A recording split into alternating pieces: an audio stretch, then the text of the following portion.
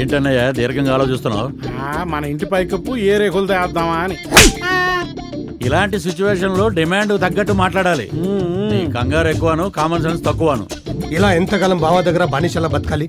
బాబా రోజు రోజుకి ఇదికిపోతున్నాడు, మనం దిగజారిపోతున్నాం. అవునన్నయ్య, బావ పేరు చెప్పుకుని మనం చేసే అప్పులు కూడా కరోనా వైరస్ లా పెరిగిపోతున్నాయి. వాళ్ళు ఎక్కడొచ్చి నిజం చెప్తారని భయంగా కూడా ఉంది. వాళ్లే కనుకొచ్చి నిజాలు చెబితే మన బతుకులు అయినా నాకెందుకులే. అన్నయ్య, ఈ ఆస్తి మొత్తం కొడుకు పేరు మీద ఉందంటాడు బావ. ఇంతకీ ఆడు బతికాడో చచ్చాడో ఎవ్వరికీ తెలియదు. నాకు తెలిసి మన బతుకులు ఇదే వద్దంది.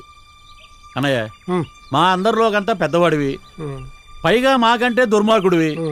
ఈ 500 కోట్లతో పాటు బావ ఆస్తి మొత్తం మన పేరు మీద వచ్చేటట్టు నువ్వు ప్లాన్ చేయి.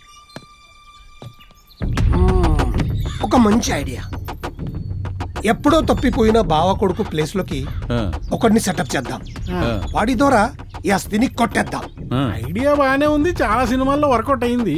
అయినా మన మాటినే కూడా ఒకటి దొరకాలి కదా. దొరకదాడు, అందుకో కూడా ఉన్నాడు. వాడు ఎలాంటి వాటికైనా నకిలీ మనుషుల్ని సప్లై చేస్తాడు. వాడిని కలిసి మనకి కావాల్సిన వాడిని ఒక ప్లాన్ ప్రకారం ఆ ఇంట్లోకి ఎంటర్ చేద్దాం. అయినా ఇవన్నీ అదండే.